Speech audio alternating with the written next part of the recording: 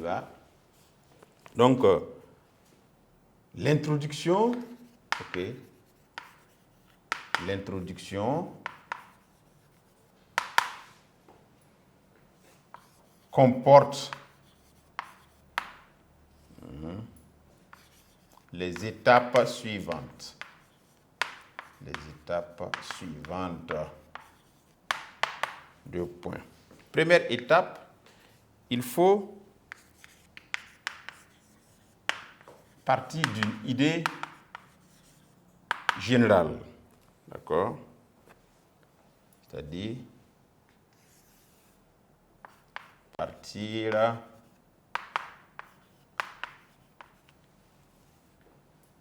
d'une idée générale dans laquelle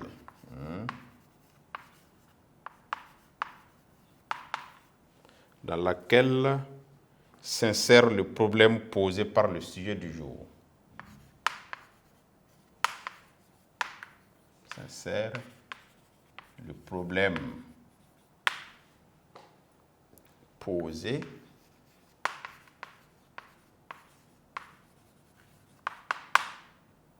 par le sujet du jour. Et la deuxième étape, vous devez analyser le sujet.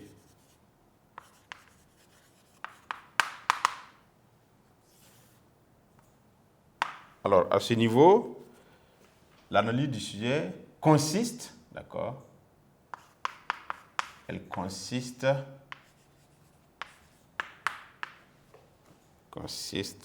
à annoncer, bien sûr,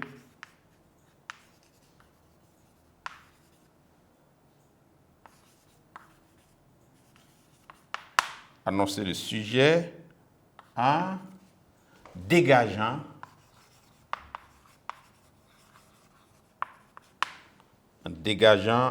sa problématique.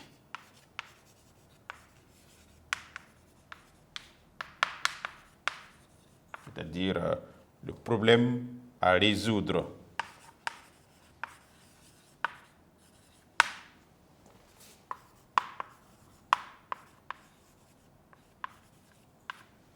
Et bien sûr, la dernière étape, c'est l'annonce du plan.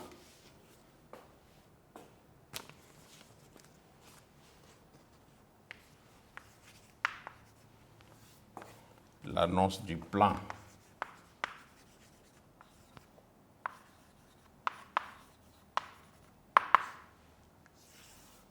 Donc, cette partie consiste évidemment à trouver et à faire savoir les grandes parties du développement. Cette partie consiste à trouver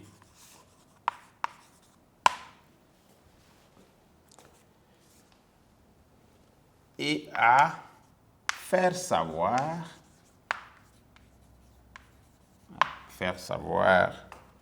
les grandes parties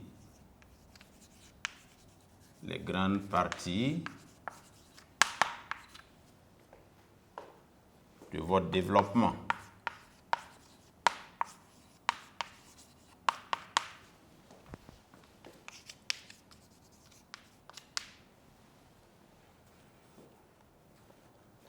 Donc, et pour pouvoir annoncer le plan souvent, il y a évidemment des limites temporelles à utiliser.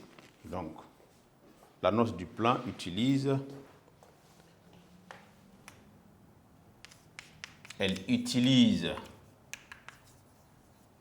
des limites temporelles.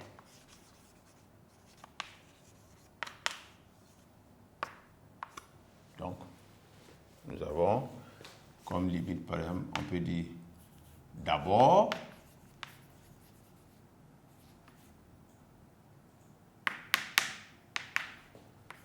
Ensuite, enfin, ou bien dans un premier temps, dans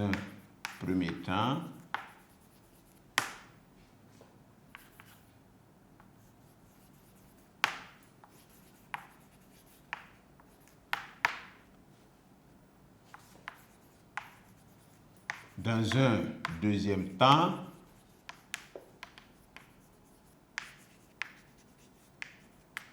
donc voici des exemples de limites temporelles. Ok? Et souvent, c'est l'ordre ou bien la chronologie des différentes parties que vous présentez au niveau de l'annonce du plan. Et c'est un plan que vous devez respecter dans le développement. Si vous dites que vous allez d'abord parler de cet aspect, il faut forcément commencer par parler de cet aspect. Vous ne pouvez pas dire d'abord nous allons parler, par exemple, des raisons de la suppression de la haute volta et vous partez parler des raisons de sa reconstitution. Donc, vous respectez l'ordre dans votre développement. Donc, et nous pouvons voir le développement. Alors, le développement, bien entendu, c'est le corps même de votre devoir. OK? C'est le corps du devoir. Et c'est dans cette partie que vous allez pouvoir organiser les idées en parties. OK? Et chaque partie correspond évidemment à une étape dans le plan, une étape que vous avez annoncée. Et dans l'introduction, les idées doivent être appuyées par des arguments, des exemples précis aussi. Et pour passer d'une partie à une autre, c'est-à-dire lorsque vous parlez d'abord des causes de la suppression de la haute volta, pour aller aux causes de sa reconstitution, vous utilisez ce qu'on appelle des phrases de transition, okay, pour annoncer les couleurs de la partie suivante. La plupart du temps, la phrase de transition va avec la fin de la partie précédente. Okay? Et c'est comme ça qu'il faut construire le développement. Donc, on y va. Le développement, c'est le corps du devoir, corps du devoir de la synthèse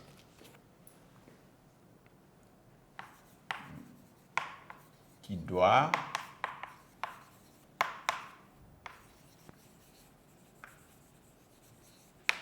le corps doit être organisé, ok, en parties.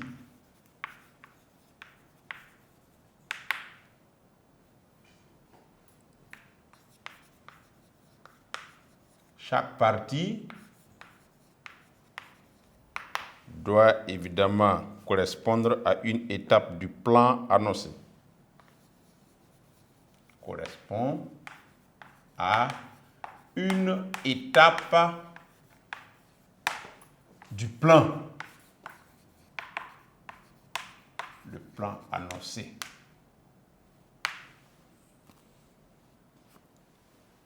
Ou dans l'introduction, on va aller jusqu'au bout, du plan annoncé dans l'introduction.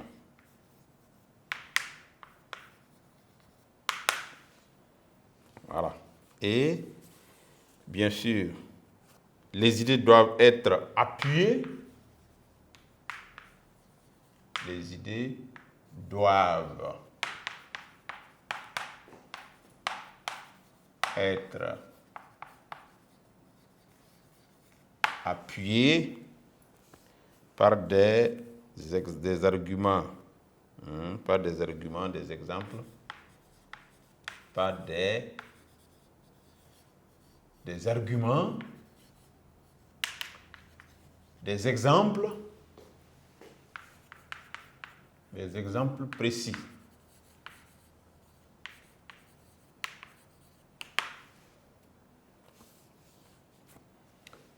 Et bien entendu,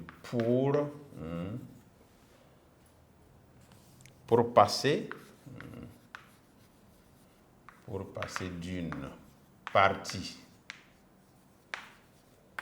d'une partie du développement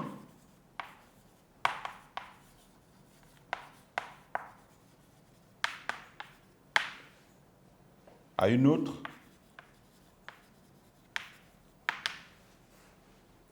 il faut construire une phrase de transition. Il faut construire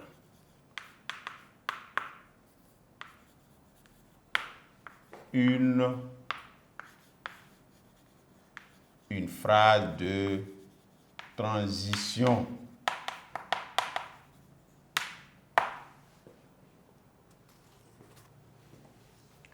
Et, bien entendu, comment on rédige une conclusion?